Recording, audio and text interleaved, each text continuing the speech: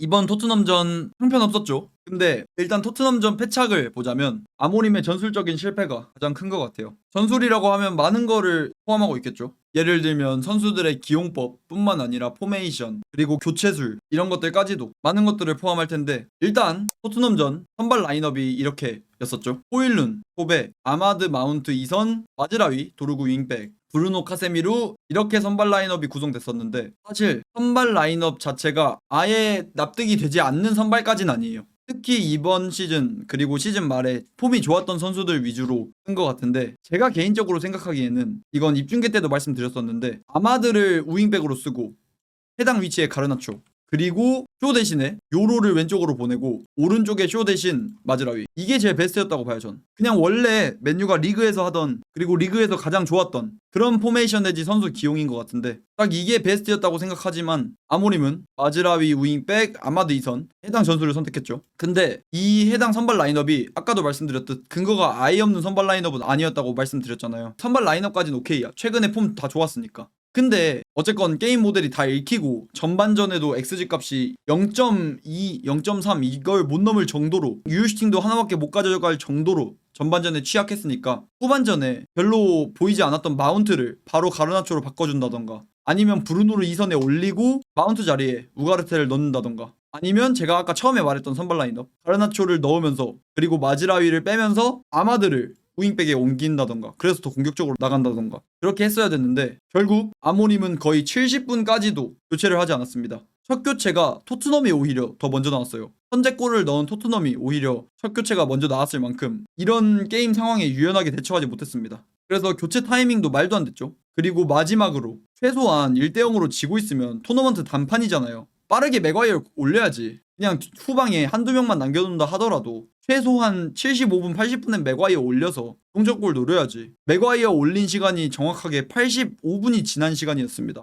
86분, 87분 이럴 때. 그래서 이런 아모림의 실책이 있었고, 일단 아모림이 토트넘전의 가장 큰 패착이라고 하는 마지막 이유, 전술적인 내용입니다. 원래 아모림 이런 3백 전술을 구사할 때 1차 빌드업 상황에서 보통 이런 포메이션이 많이 만들어집니다. 호일룬 전방에 아마드 마운트까지 위쪽 라인에 있고, 그리고 윙백까지도 완전 윙어처럼 올립니다. 그리고 3선 중에 한 명, 브루노가 되겠죠. 이 3선 투볼런치 중에 한 명을 가운데로 올리고 카세미루, 이 6번 롤과 이 가운데 센터백이 미들라인까지 올라가요. 그리고 양쪽 스토퍼는 좌측으로 벌리고, 이렇게 해서 오나나가 바로 사이 패스로 이 미들라인, 미들블록에 공을 찔러주던가, 아니면 양쪽으로 찢어진 스토퍼들에게 공을 연결해서 이쪽부터 공격 전개를 풀어나가던가, 이런 식으로 1차 빌드업을 하는데, 자, 맥과이어 해당 역할을 전혀 수행하지 못합니다. 애초에 볼 플레잉 안 되고 패스길 못 보고 발밑 투박하고 하다 보니까 미들블록까지 가운데 센터백이 올라가서 여기서 플레이를 잘 하려면 오나나가 사이 패스로 맥과이어에게 볼을 줬을 때 이렇게 돌아설 수 있는, 우리 쪽 골대가 아니라 상대팀 골대 쪽으로 돌아설 수 있는 능력이 필요하고요. 돌아선다 하더라도 상대 수비가 이런 식으로 붙어 있으면 이런 사이 공간으로 패스를 찔러줄 수 있는, 아니면 반대편 사이드로 벌려줄 수 있는 이런 패스 능력이 필요한데, 맥과이어는 볼 플레잉이나 패스길 보는 능력 그 하나도 장점을 가지고 있지 않습니다. 그래서 해당 포지션은 거의 못 써요. 애초에 맥과이어를 가운데 쓸 때 이런 빌드업 포메이션이 많이 안 나오기도 했고, 리그 경기뿐만 아니라 이번 경기에서도 안 나오기도 했고, 그래서 항상 이 자리엔 더리우트가 들어가야 그나마 공격 전개 상황에서 경기력이 좋았던 거겠죠. 근데 그렇게 리그에서 그동안 안 좋았다 보니까 그래서 아모림이 우윙백에 마즈라위를 쓴 겁니다. 우윙백에 마즈라위를 쓰면서 좀 더 보수적으로, 결승전이라서 보수적이게 한 것도 있겠지만 맥과이어의 단점을 가려주고자 우윙백에 마즈라위를 써서 변형 포백을 만듭니다. 마즈라위가 내려오고 루크쇼가 좌풀백으로 가고 도루구를 윙어처럼 아예 올리고, 그리고 호일룬 전방 아마드도 측면으로 찍고, 이런 4-2-3-1 내지 4-3-3으로 변형 포백을 만들어요. 근데 여기에서 중요한 점, 카세미르도 6번 롤을 많이 시켰잖아요. 근데 브루노 3선이 리그 경기에서 좋았던 것도 있었지만 결국 브루노가 한 40경기 하면 두세 경기 정도 폼이 안 좋거든요. 근데 그게 하필 유로파 결승이었어서 브루노한테 공이 갈 때마다 턴오버도 많이 연출하고, 이 선수가 드리블이 원래 안 되는 선수다 보니까 그런 턴오버 많이 유발하고 패스할 때마다 싹 다 막히고, 이런 시스템적인 한계, 브루노를 전방에 안 쓰고 맥과이어의 단점을 가려주고자 변형 포백으로 브루노를 3선에 썼던 이런 패착이 있겠죠. 오히려 그래서 이번 경기에선 브루노가 못했잖아요. 그래서 브루노의 비판거리도 있겠지만 결국 이런 시스템을 만든 아모림의 문제가 가장 크다. 그래서 제가 아모림을 이번 경기에서는 비판하는 이유기도 하고요. 오히려 호일룬 도루구는 잘했어요. 이번 경기. 진짜 굳이 맨유 선수들 11명을 이번 토트넘전 순위를 쭈루룩 세워보자면 호일룬, 도루구, 카세미로 이 3명이 완전 상위권에 들어갑니다. 오히려 이 3명이 잘했어. 물론 호일룬도 레귤러한 자원 아니고 도루구도 어떻게 될지 모르고 그렇지만 이번 경기에서만큼은 잘했습니다. 어쨌건 이렇게 변형 4백이 실패했잖아요. 결국 보수적으로 가면서. 심지어 원래 3백으로 쓸 때보다 당연히 우윙백에 더 수비적인 선수가 들어갔으니까, 아마드가 우윙백에 들어간 게 아니라 우윙백에 수비적인 선수가 들어갔으니까 공격적인 측면도 약하겠죠. 근데 한 골 먹히고도 이런 시스템을 거의 70분 동안 유지했다는 게 말이 안 되는 거죠. 만약에 한 골 먹혔으면 후반에 바로 아마드를 우윙백 쓰면서 다시 뭐 여기 가르나초 넣든 바로 원래 3백 기조로 바꾸던가 좀 더 공격적이게. 그냥 그런 거 없이 계속 그냥 전반전 안 좋았던 전술 유지하면서 계속 해당 포메이션 유지했던 게 가장 큰 패착이죠.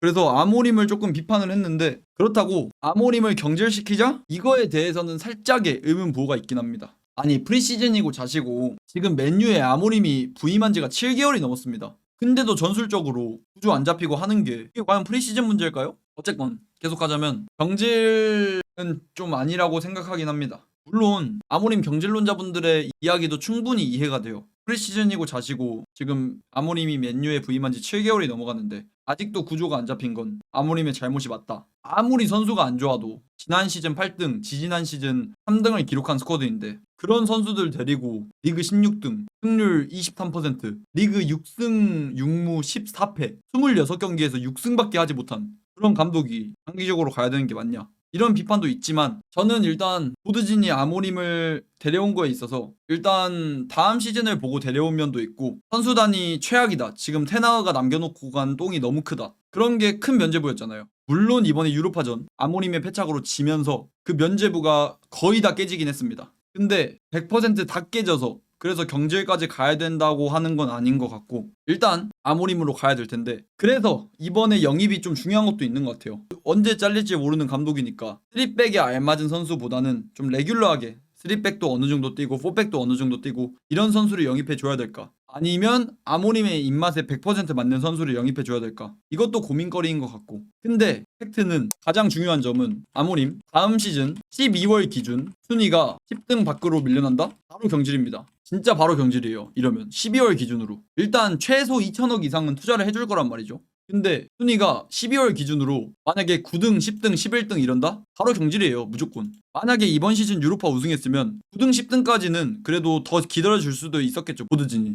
다음 시즌 중후반기까지도 한 8, 9등, 90등 이때까지 보드진이 기다려줬을 수도 있어요. 유로파 우승을 했다면. 근데 지금 아모림의 상황이면 8등 이내로 못 들어온다면 9등, 10등 밖으로 12월 기준 밀려난다? 바로 경질이에요. 그래서 결국 보드진이 아모림을 경질하지 않는 이유, 첫 번째는 아까 말씀드렸던 본인들의 패착 인정하기 싫어서, 이게 가장 큰 이유고, 그리고 나머지 이유들이 꽤 있겠죠. 두 번째가 위약금 문제, 사단 포함, 지금 아모림 사단 포함해서 아모림이 맨유에 지금 다다음 시즌까지 계약이 되어 있어요. 앞으로 2시즌 계약이 되어 있는데 아모림 연봉, 사단 연봉, 위약금 합해서 대충 또 여기서만 3, 400억이 발생합니다. 이런 문제도 있겠죠. 그리고 세 번째, 원래 아모림을 데려온 목적, 아모림을 데려온 목적이 애초에 다음 시즌을 보려고 데려온 거예요. 이번 시즌은 그냥 앉아있어라 이런 느낌으로 데려온 거기도 해서 애초에 원래 다음 시즌까지 무조건 지원해주려고 데려온 거기도 하고, 그리고 네 번째, 이건 이제 많이 면죄부가 깨졌다고 봐야 되지만 말도 안 되는 선수단 자원, 팀 스쿼드 상황, 이것 때문에 이제 성적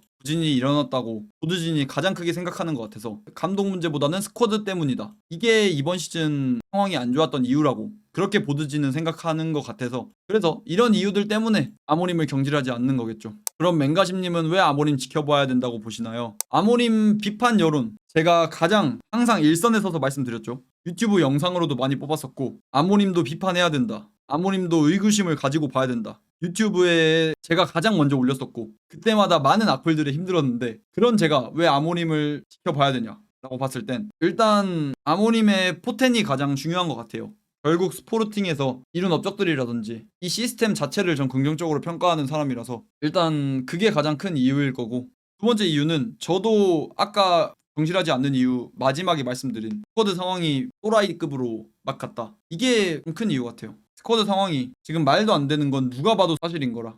애초에 이 다음 시즌을 보고 데려온 감독이기도 하고, 그래서 저도 아모림을 지지해줄 수 있는 마지노선이 이번 여름 이적 시장일 겁니다. 이게 진짜 마지노선이에요. 겨울 이적 시장 전에 아까 말씀드렸던 유럽 대항전권 근처에서 놀지 못한다면 바로 그럼 경질이에요. 어쩔 수 없어. 딱 저 말이 맞아요. 경질 못해서 믿는다기보단 믿을 수밖에 없는 상황인 거지. 근데 스쿼드가 문제인 건 알겠는데 16위로 강등권 관문까지 꼬라박을 정도인가. 텐하우도 할 거 다 했는데 10등은 아니었나 그건. 근데 이제 제가 생각하는 건 딱 그거예요. 아모림 경질해야 된다, 다 좋다 이거야. 저도 아모림을 완전 비판적으로 보는 사람으로서 아모림 경질하고 그렇게 의견 내는 거 좋다 이거야. 근데 3백이 문제다 하시는 분들은 진짜 축구 모르시는 분들입니다. 3백이 문제다 하시는 분들은 진짜 뭐 모르시는 분들이에요. 스쿼드 문제다, 아니면 아모림 전술이 스쿼드에 입혀지지 않는다, 아니면 선수단 문제다, 아니면 아모림의 유연성 문제다, 이런 것까지는 오케이인데 3백은 절대 문제가 아니에요. 절대. 애초에 아까 전술 설명할 때 말씀드렸듯 이것만 보셔도 변형 4백 만들기도 하고 아모림도 뭘 안 만지는 게 아니에요.